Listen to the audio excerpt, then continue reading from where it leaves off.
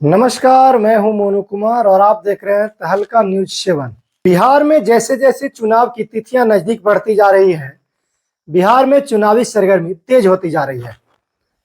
बिहार की एक सभा में जैसे ही चिराग पासवान यह घोषणा करते हैं कि वह बिहार में विधानसभा का चुनाव लड़ेंगे, साथ ही उनकी पार्टी बिहार की सभी विधानसभा सीटों पर चुनाव लड़ेगी, तो बिहार में हलचल मच जाती है कि क्या चिराग पासवान एक बार फिर से नीतीश कुमार को डैमेज करेंगे। आपको बता दें कि बिहार विधानसभा के 2020 के चुनाव में चिराग पासवान अकेले बिहार की सभी विधानसभा सीटों पर चुनाव लड़ चुके हैं, जिसका सबसे ज्यादा नुकसान नीतीश कुमार की पार्टी को हुई थी और नीतीश कुमार तीसरे नंबर की पार्टी बन गए थे।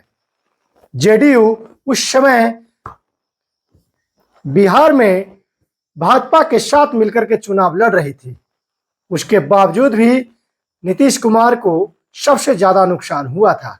ऐसे में क्या एक बार फिर चिराग पासवान अकेले बिहार में विधानसभा चुनाव लड़ेंगे, यह देखना बहुत ही दिलचस्प होगा। अगर आप हमारे चैनल पर नए हैं तो हमारे चैनल को सब्सक्राइब करें, वीडियो को शेयर और लाइक करें। क्या चिराग पासवान बिहार से विधानसभा का चुनाव लड़ेगा? तो हाँ, मैं बिहार से चुनाव लड़ूंगा।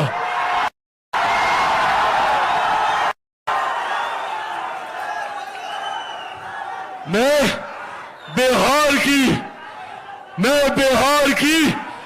243 सीटों पर चुनाव लड़ूंगा। मैं बिहार की हर एक सीट से बिहार को फर्स्ट और बिहारियों को फर्स्ट बनाने के लिए चुनाव लड़ूंगा। आपको बता दें कि बिहार में अक्टूबर महीने में बिहार विधानसभा का चुनाव होने वाला है। बिहार को फर्स्ट और बिहारियों को फर्स्ट बनाने की सोच के साथ आगे निकला हूं। जिस जंगल राज की हम लोग बात करते हैं, वो जंगल राज 15 साल का नहीं, वो जंगल राज 25 सालों का है। और उस 25 साल में कांग्रेस भी उतनी ही जिम्मेदार है। बिहार में अपराध और अपराधियों को बल देने के लिए अगर कोई जिम्मेदार है तो वो कांग्रेस और राजद की सरकार रही। चुनावी माहौल क्या होगा यह तो समय बताएगा, लेकिन तेजस्वी यादव भी इस बार खुद को बिहार का मुख्यमंत्री के रूप में अपने आप को प्रोजेक्ट करने में कहीं से भी पीछे नहीं हट रहे हैं। वहीं बिहार में एक नई पार्टी जनसुराज ने महागठबंधन और एनडीए दोनों की चिंता बढ़ा दी है, क्योंकि जिस प्रकार से जनसुराज के संस्थापक प्रशांत किशोर ने गली गली में जाकर के सभा कर रहे हैं, पैदल मार्च कर रहे हैं, उससे लोगों का झुकाव भी उनकी पार्टी की तरफ हुआ है। ऐसे में इस बार बिहार विधानसभा चुनाव में क्या नतीजा हो सकता है, यह भी देखना दिलचस्प होगा। और सबसे बड़ी बात, मैं बिहार से चुनाव नहीं लड़ूंगा, मैं बिहार के लिए चुनाव लड़ूंगा, बिहारियों के लिए चुनाव लड़ूंगा। जब कांग्रेस की सरकार थी तो हमारे प्रदेश में एक से एक बड़े नरसंहार हुए, एक के बाद एक दलितों पिछड़ों को चिन्हित कर गोलियों से भूनने का काम किया। 80 का वो दशक जिसने इस नरसंहार की शुरुआत की। आप हमें कमेंट करके जरूर बताइए कि क्या बिहार विधानसभा चुनाव में इस बार फिर से एनडीए की वापसी होगी या तेजस्वी यादव इस बार चुनाव में बाजी मार ले जाएंगे, और क्या इन दोनों के बीच में प्रशांत किशोर की पार्टी जनसुराज एक नया विकल्प के रूप में बिहार में उभरेंगे। भैया, ना मैं टूटने वाला हूं ना झुकने वाला हूं, और डरता तो भैया मैं किसी से नहीं हूं। जितनी ताकत आजमानी है आजमा ले। जब तक बिहार को विकसित राज्य नहीं बना दूंगा, तब तक मैं भी चैन की सांस नहीं लूंगा।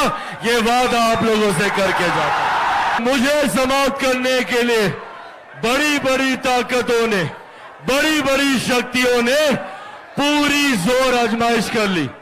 मेरी पार्टी तोड़ी, मेरे परिवार को तोड़ा, मुझे घर से बाहर निकाला। पर जो लोग ये सोचते हैं कि इन बातों से चिराग पासवान टूट जाएगा, चिराग पासवान घबरा जाएगा,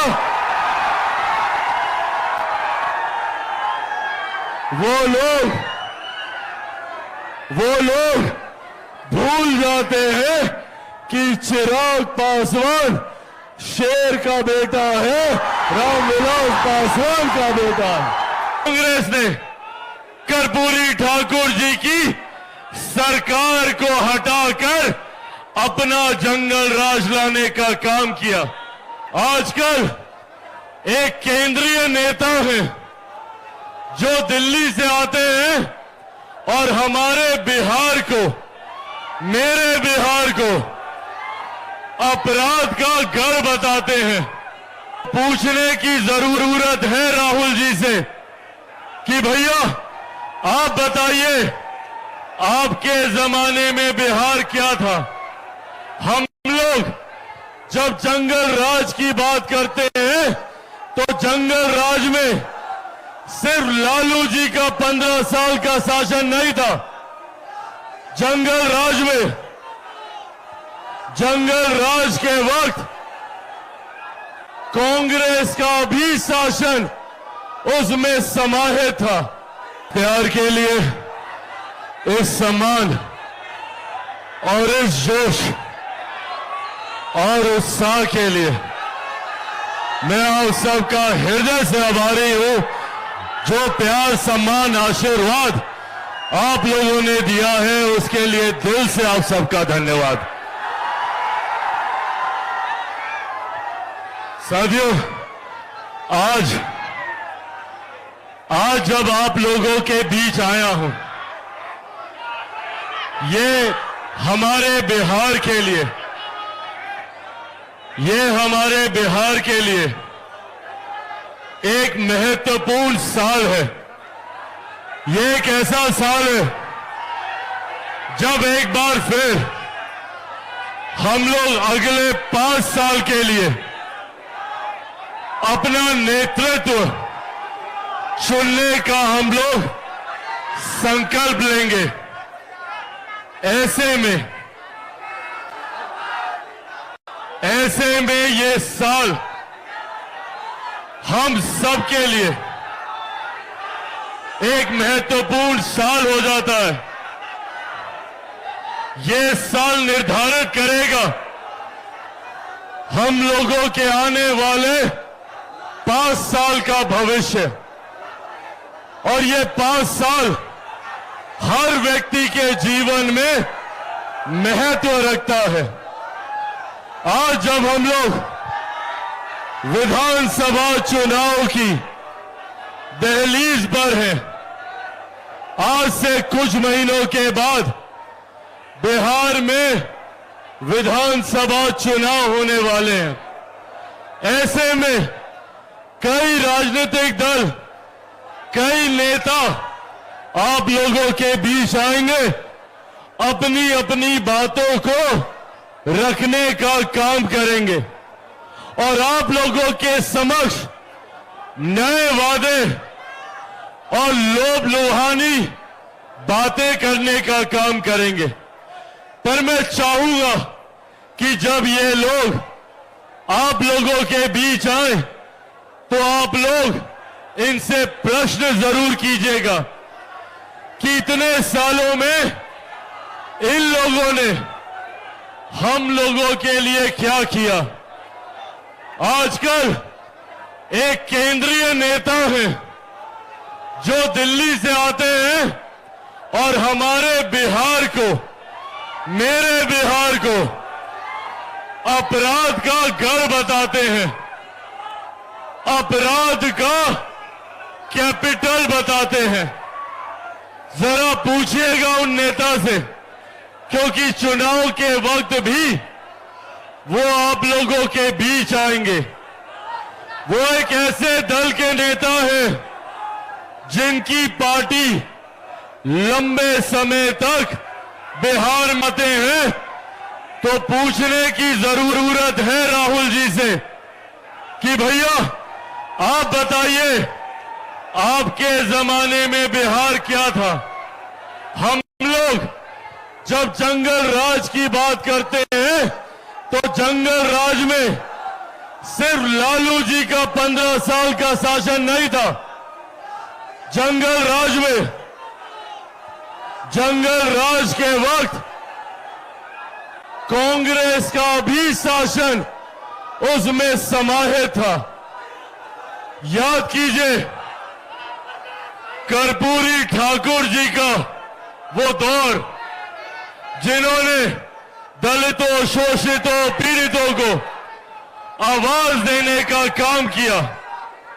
कर्पूरी ठाकुर जी जिन्होंने सही मायने में सामाजिक न्याय की व्यवस्था को बल देने का काम किया। और कांग्रेस ने क्या किया?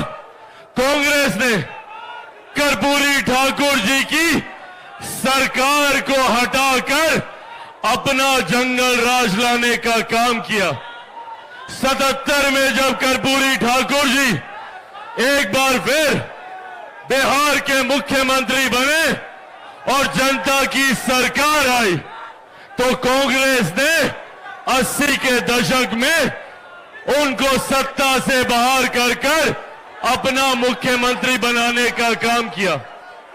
और जो लोग उस दशक के, उस पीढ़ी के यहां पे मौजूद हैं, उन लोगों को याद होगा, और ये मौजूदा पीढ़ी के लिए जानना जरूरी है, ये मौजूदा पीढ़ी के लिए जानना जरूरी है कि 80 के उस दशक में जब कांग्रेस की सरकार थी तो हमारे प्रदेश में एक से एक बड़े नरसंहार हुए। एक के बाद एक दलितों, पिछड़ों को चिन्हित कर गोलियों से भूनने का काम किया।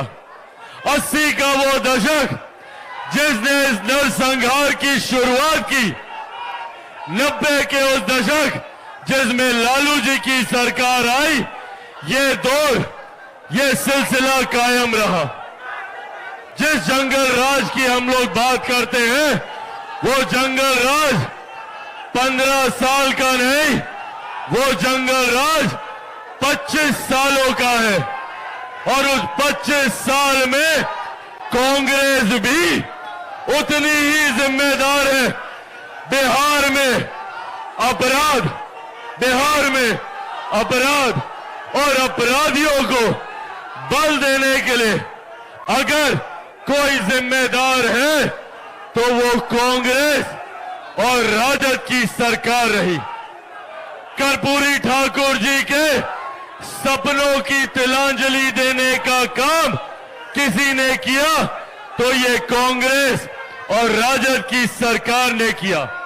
आज जो लोग डॉक्टर बाबा साहेब भीमराव अंबेडकर का नाम लेते नहीं थकते, इन लोगों ने अपने जमाने में जब केंद्र में कांग्रेस की सत्ता थी तो इन लोगों ने भारत की संसद में डॉक्टर बाबा साहेब भीमराव अंबेडकर की एक प्रतिमा तक लगाना जरूरी नहीं समझा।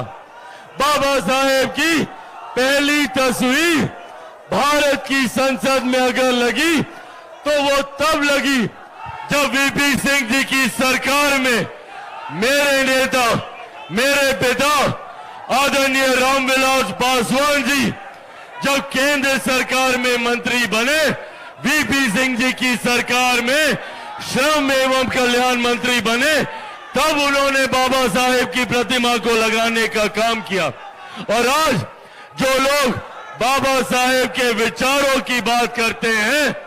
इन लोगों ने एक पार्टी तो छोड़ दीजिए, एक ही परिवार के 3-3 सदस्यों की तस्वीर भारत की संसद में थी, पर बाबा साहेब की तस्वीर नहीं थी।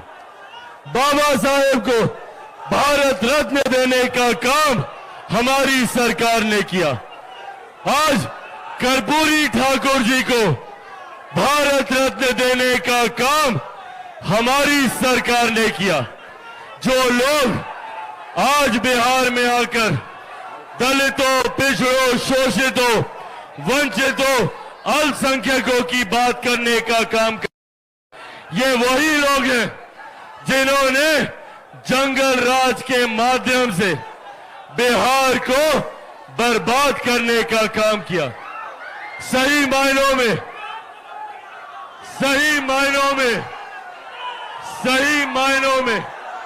अगर किसी ने बाबा साहेब भीमराव अंबेडकर, कर्पूरी ठाकुर जी, इनके सपनों को आगे लेकर जाने का काम किया तो वो हमारी केंद्र की सरकार, मेरे प्रधानमंत्री आदरणीय नरेंद्र मोदी जी द्वारा किया गया। बिहार में मुख्यमंत्री नीतीश कुमार जी द्वारा किया गया। आज अगर बिहार में लोग वापस आने की सोच रखते हैं, अगर चिराग पासवान ये चाहता है कि बिहार से बाहर गए हुए लोग वापस बिहार आए, तो उस व्यवस्था को तैयार करने का काम हमारी डबल इंजन की सरकार के द्वारा किया जा रहा है। जहां केंद्र में इसका नेतृत्व मेरे प्रधानमंत्री आदरणीय नरेंद्र मोदी जी कर रहे हैं, तो बिहार में मुख्यमंत्री नीतीश कुमार जी के द्वारा किया जा रहा है। साथियों, मेरा सपना है, मैं चाहता हूं कि बिहार के किसी युवा को बिहार छोड़कर बिहार से बाहर शिक्षा या रोजगार के लिए ना जाना पड़े। मैं चाहता हूं कि बिहार में ही एक से एक शैक्षिक संस्थान खुले। मैं चाहता हूं कि बिहार में ही रोजगार के अवसर मिले, यहां पे कारखाने खुले। इस व्यवस्था निर्माण की सोच के साथ बिहार को फर्स्ट और बिहारियों को फर्स्ट बनाने की सोच के साथ आगे निकला हूं। मुझे समाप्त करने के लिए बड़ी बड़ी ताकतों ने, बड़ी बड़ी शक्तियों ने पूरी जोर आजमाइश कर ली। मेरी पार्टी तोड़ी, मेरे परिवार को तोड़ा, मुझे घर से बाहर निकाला। पर जो लोग ये सोचते हैं कि इन बातों से चिराग पासवान टूट जाएगा, चिराग पासवान घबरा जाएगा, वो लोग भूल जाते हैं कि चिराग पासवान शेर का बेटा है, रामविलास पासवान का बेटा है। भैया, ना मैं टूटने वाला हूं, ना झुकने वाला हूं, और डरता तो भैया मैं किसी से नहीं हूं। जितनी ताकत आजमानी है आजमा ले। जब तक बिहार को विकसित राज्य नहीं बना दूंगा, तब तक मैं भी चैन की सांस नहीं लूंगा। ये वादा आप लोगों से करके जाता हूं। पर साथियों, इस वादे को पूरा करने में मुझे जरूरत है आप सबके साथ की। आप सब जानते हैं कि चिराग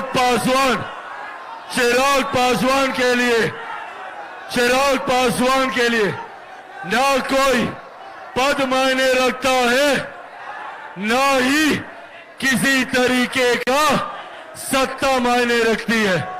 चिराग पासवान के लिए मायने रखता है तो सिर्फ मेरा बिहार और मेरे बिहारी साथी यहां पे। और क्यों मायने ना रखे, आप लोगों ने तब मेरा साथ दिया जब मेरे अपनों ने मेरा साथ छोड़ा। आप लोगों ने तब मुझे सहारा दिया जब मेरा अपना कोई नहीं था, जब मेरे नेता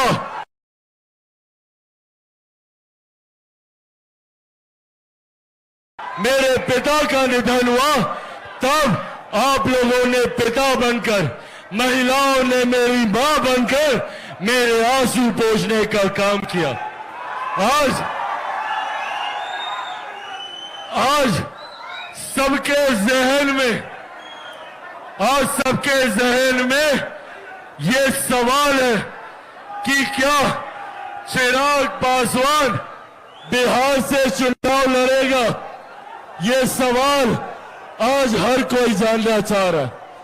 इसका भी मैं जवाब दूंगा, पर इसका जवाब देने से पहले मैं आप लोगों को बताना चाहता हूं कि मैंने हमेशा मेरे बिहार और मेरे बिहारी साथियों के लिए अपना सर्वोच्च निछावर करने का संकल्प लेकर निकला हूं। 2020 में सिर्फ और सिर्फ बिहारी अस्मिता के लिए, बिहारी स्वाभिमान के लिए चिराग पासवान ने बिना सोचे अकेले चुनाव लड़ने का फैसला लिया, क्योंकि आप लोग चाहते थे कि मैं अकेला चुनाव लड़ूं और बिहार फर्स्ट और बिहारी फर्स्ट को मजबूत करूं। 2024 में भी ये फैसला आप लोगों का था। जब ये सवाल चल रहा था कि चिराग पासवान किससे गठबंधन करेगा, उस वक्त भी मैंने आप लोगों से वादा किया था कि मेरा गठबंधन सिर्फ और सिर्फ बिहार की जनता के साथ है, आप लोगों के साथ है।